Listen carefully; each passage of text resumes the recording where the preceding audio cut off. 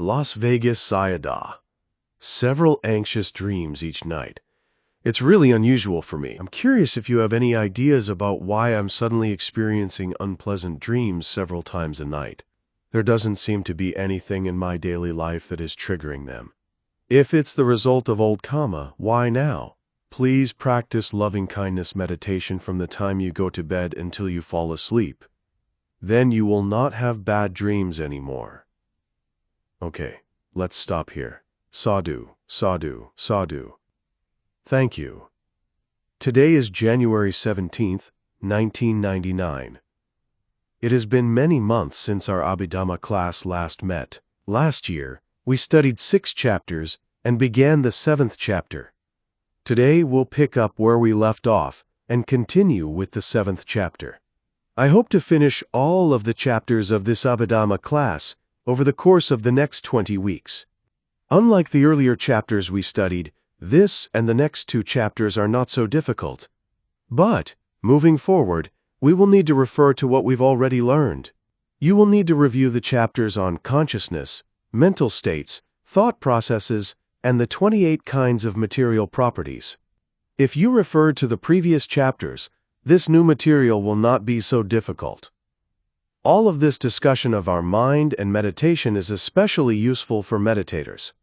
Even if we don't have a lot of deep knowledge about Abhidhamma, by studying the next 3 chapters, I hope that most of you will still understand about 70 to 80% of the material. The hardest chapters were the first and the second, which we really should try to remember. So, today, we will begin by studying the 7 kinds of Anusaya. Anusaya means latent. Anusaya is like a tree. A tree has the potential to bear fruit. We don't know when, but it has that potential, right? Well, Anusaya here refers to defilements, which we can classify into 3 groups, or by 3 levels, by the intensity of the defilement. 1. Transgressive defilement, 40 akusala sangaha.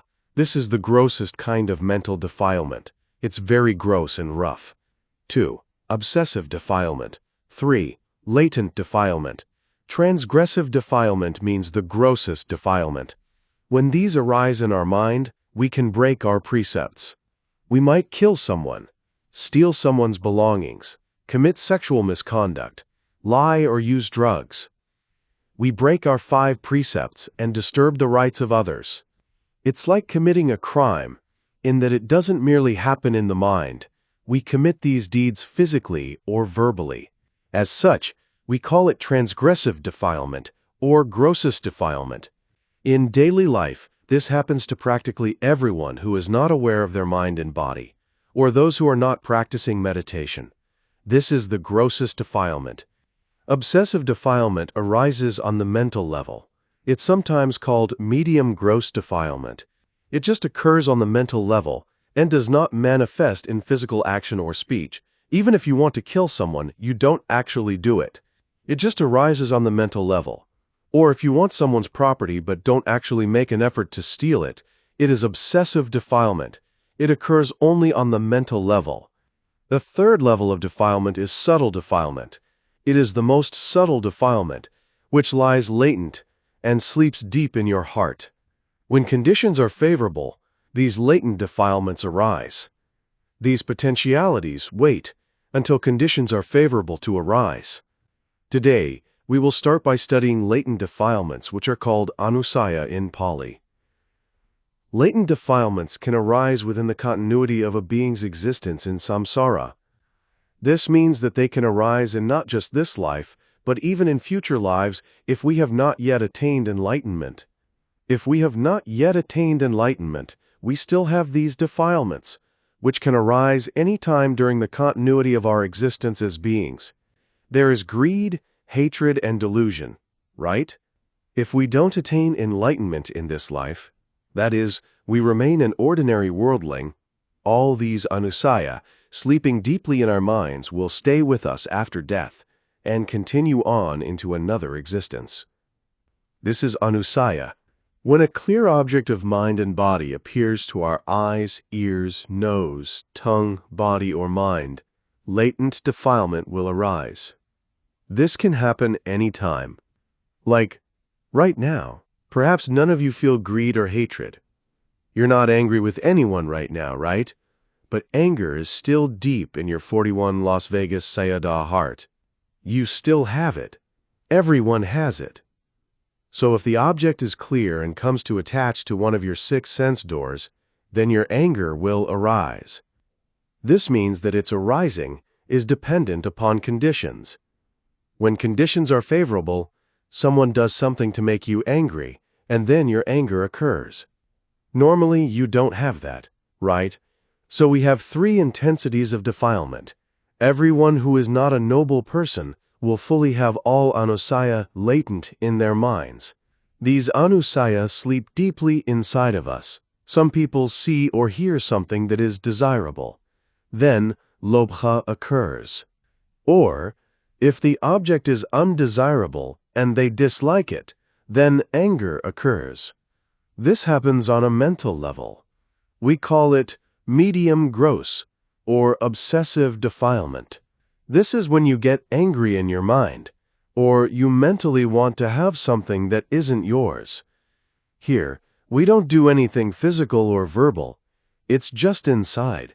Then, when your medium gross defilement has more intensity, you will commit a deed bodily. Or perhaps you'll say something bad. This is transgressive defilement. These are the 3 intensities of defilement. Now let's explore some examples. You have a glass, and you fill it halfway with water.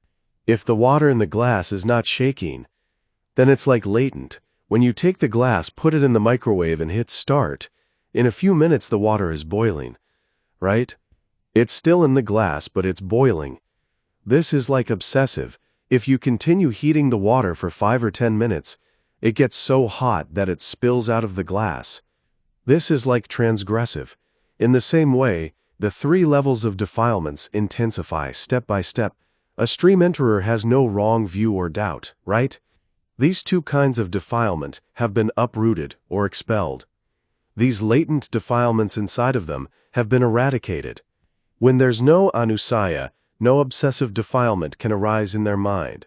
This is because obsessive defilements are dependent upon latent defilements. As such, stream enterers do not break precepts. We can also take a cat as an example. Normally, a cat stays with us and is very polite. But when the cat sees a rat running in front of him, what happens to him? The nails come out right away. This is how Anusaya operates. Normally, the cat is very good and polite, right? But when conditions are favorable, that is, if something happens to trigger the cat, then Anusaya will arise in their minds. Then, the nails come out, but they don't really do anything. What 42 akusala sangaha do you call that? Obsessive defilement. Then, they'll run after the rat and catch it. This is transgressive defilement. Soon, we will talk about how to abandon these 3 levels of defilement. First, though, I would like to tell you about the 7 latent defilements. Really, we should be studying these in our minds. In every daily activity, with every thought, these defilements occur. What are these latent defilements arising in our mind? We should try to know them right away when they occur. When we know a defilement has arisen, it will stop. This is especially so when we use our meditation technique, our mindfulness, our awareness. 1. Kamaraganusaya, attachment to sensual pleasure. 2. Bhavaraganusaya, attachment to existence. 3. Patighanusaya, hatred. 4. Mananusaya, pride. 5. Dithanusaya, false views. 6. Vichikichanusaya, doubt. 7. Avijjanusaya, ignorance. So we've talked about asava, yoga, gantha. So many different names, but their realities are just the foot. We should understand these realities. Kamaraganusaya, the reality is lobha. This is attachment to sensual pleasure. Normally we might say, I don't have attachment. I don't want anything. You don't take anything because in your mind you don't want to. But this latent defilement is deep in your mind. Nothing happens now because an object, a condition, is not very desirable for you. I don't want anything. But suppose you decide to leave the temple today. And as you're leaving, you notice $1,000 sitting on the platform. What arises? Attachment to sensual pleasure. Oh, when you stay at the temple, you normally don't feel any attachment or greed, right? But when you see all that money, you might look around and see if anyone is nearby. If you see no one, you might take it. 43. Las Vegas Sayadaw. This is Anusaya. This lobha is sleeping deeply in your mind. Then you want it. And then you take it. Step by step, right? Latent defilement becomes obsessive defilement, which becomes transgressive defilement. Or maybe you know a lady who seems to have a very good heart and never gets angry. She says, "Oh, I don't get angry." But if the person is not an anagami or an arahant, this latent defilement is still in their mind. If you say or do something they don't like, they will get angry.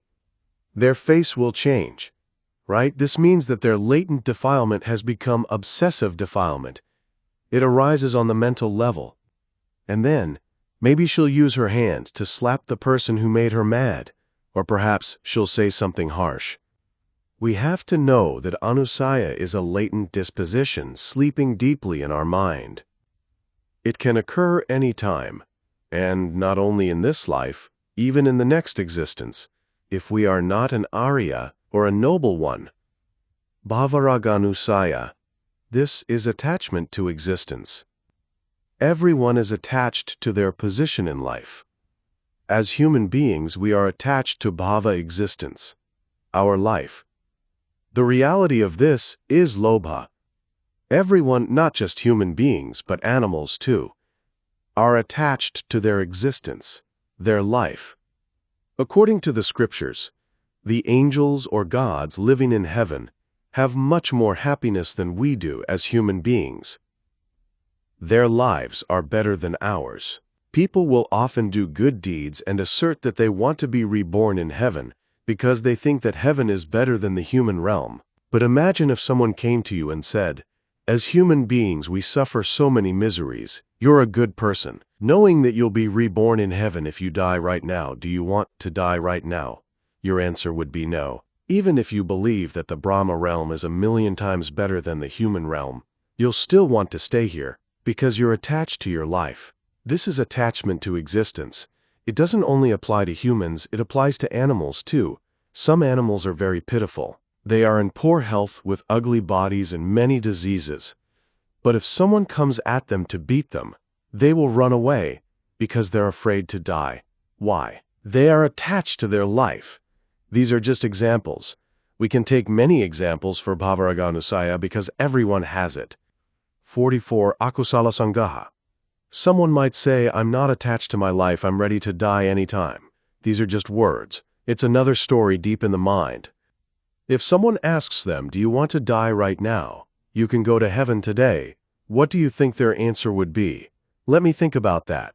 Right? Patiganusaya. This is hatred. What is the reality? Dosa.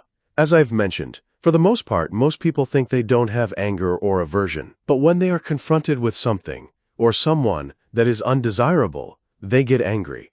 Right? This means we still have this anusaya, or latent defilement. Menanusaya, pride, or conceit. Mena is conceit. Perhaps you think, "I'm the best, I'm better than others, I'm richer than him, I'm more clever than her." In other words, you make a comparison with others. This is pride. It's a kind of mana, but it's not only handsome or wealthy people who have pride. Although the levels may differ, everyone has pride, or mana. Even a beggar or a homeless person has pride. Even though they have nothing, there are homeless people who have pride over their ability to gather income without having to work all day like most people. This is mana. So-called normal people have pride too. They have their homes, their cars, their jobs, their food. They might have pride that they can survive without having to ask other people for assistance. This is also mana. And, of course, rich people may think, "Oh, I'm the richest person in this city." This is mana. So, although the levels may differ, everyone has pride. But, normally there is this anusaya, latent defilement, And we just think, I'm a very humble person. But that's just because the conditions are favorable at that time. When something happens, you make a comparison with others. This is mana. Do you understand what I'm talking about? This is the nature of mana, its pride or conceit. 45 Las Vegas Sayadaw. If you say, this person knows everything, but other people know it too, I know this, then you're making a comparison. This is mana. It's pride. Anusaya. This is false view. There are many types of wrong view. In detail, there are 62 types.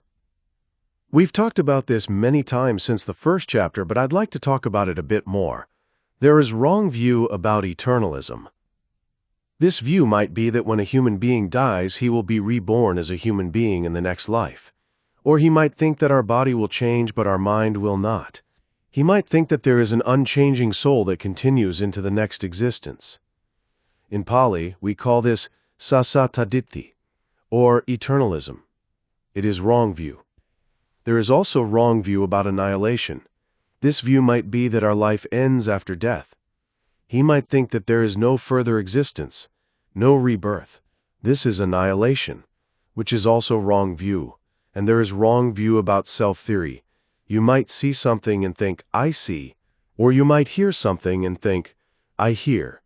In reality, you cannot see or hear. A person, a man, a woman cannot see or hear. Who sees? Seeing consciousness sees. We already studied this, right? Every ordinary worldling can have these latent defilements. Even those who practice meditation but don't understand the realities of mind and matter might hold a view like, after we die, our spirit stays inside our home for 7 days before being reborn again. This is wrong view. Normally, though, we might not hold wrong views. But if we come across something that changes our mind, we could shift from right view to wrong view. Of course, this can only happen if we are not a noble person. Arya. Anusaya. This is skeptical doubt. We doubt about karma. We doubt about everything. Someone might say, for this person's business, they kill animals and they sell alcohol. Why is their business making them so rich? A person with skeptical doubt thinks like this. 46. Akusala Sangaha. Others might say, that's a good person, with a good heart and good livelihood. Why is their business unsuccessful? Why might they wonder about that? These people doubt karma because they don't understand the law of cause and effect. As we studied in the second chapter of the second book, our lives depend on our previous karma too. Even though we may try so hard to be good in our present life, about 50% of our life situation is conditioned by our previous karma. We may be in the exact same line of business and have the exact same business model as another person, but one of us may be more successful than the other. Why? It depends on our previous karma. There are also those who have doubt about the Buddha. Is he really the enlightened one? Is his teaching correct? Do his disciples practice correctly? Are we, as meditators, practicing correctly? In other words, we doubt the virtues of the Buddha, his teachings, his disciples, about the way of practice, about meditation, about karma. This is vicikiccha, avidyanusaya.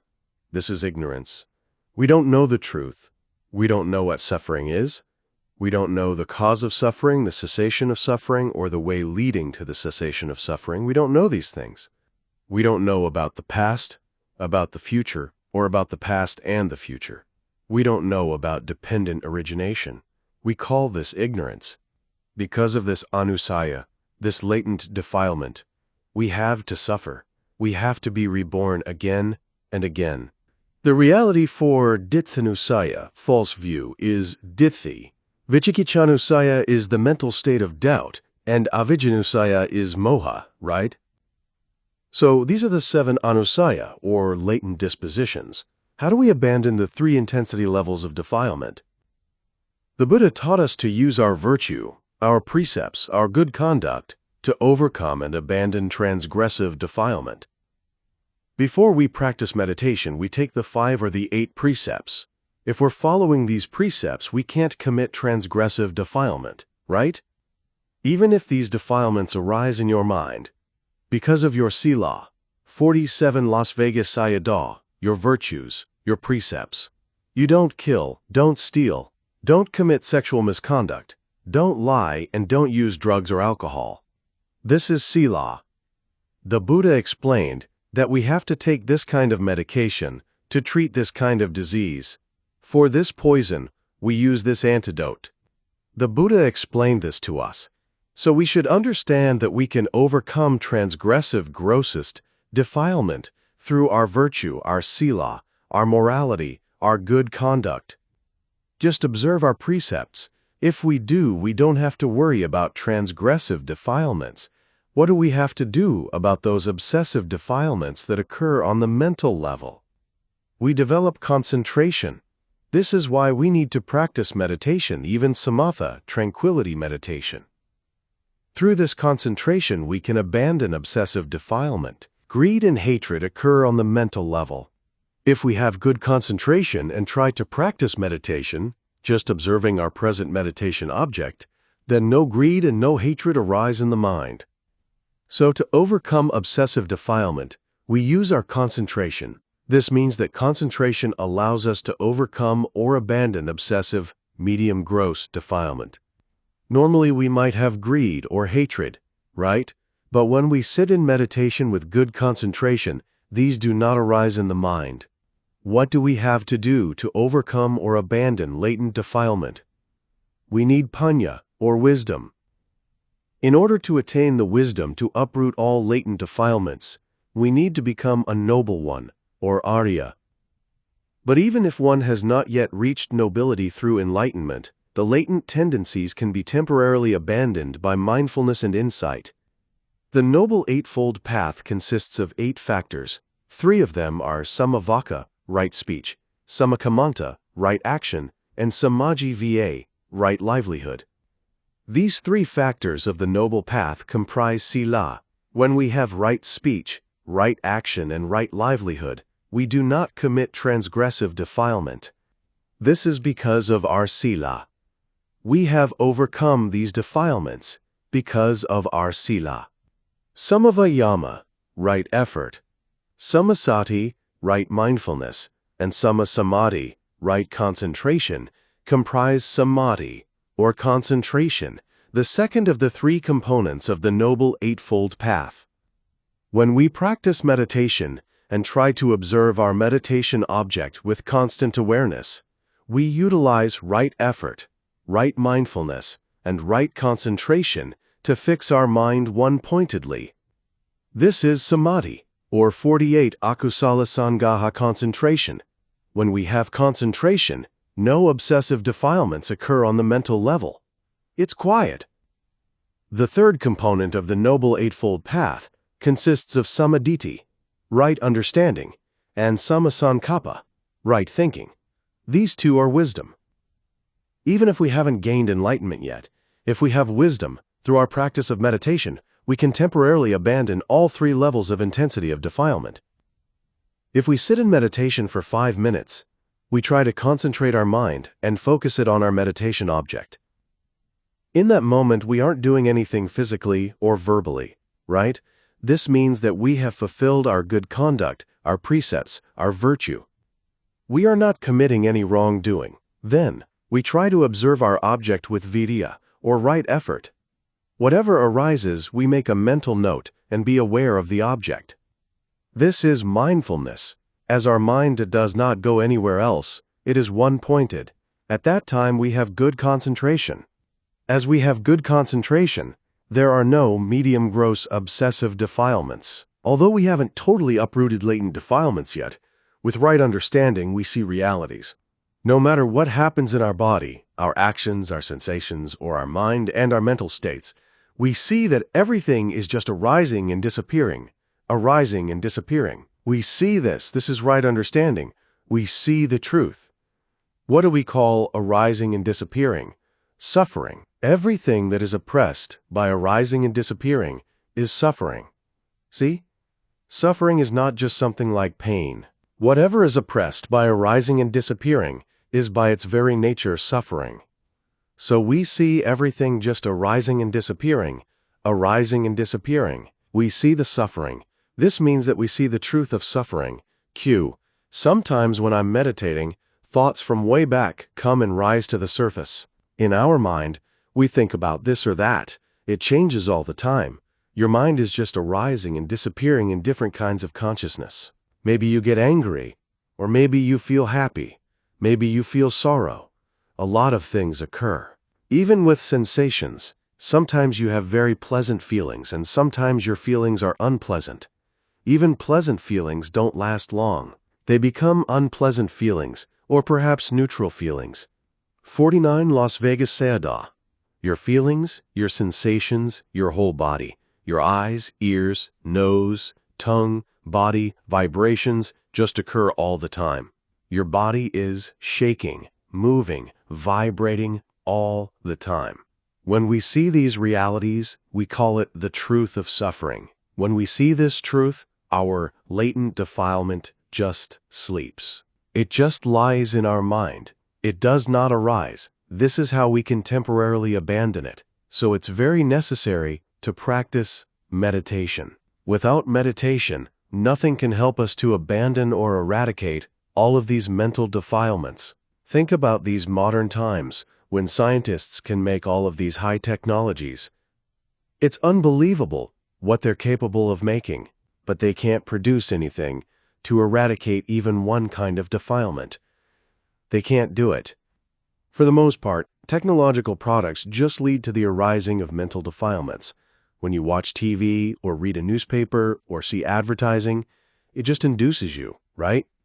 Ah, this is very interesting. Or maybe you see a movie and get angry about something in the film. See how it just pushes you?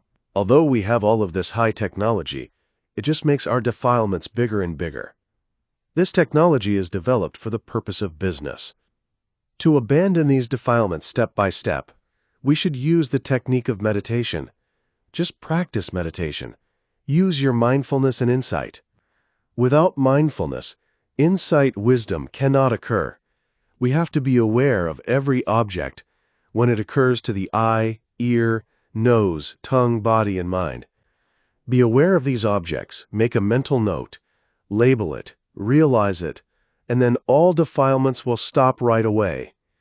What kinds of latent defilements can a stream enterer eradicate?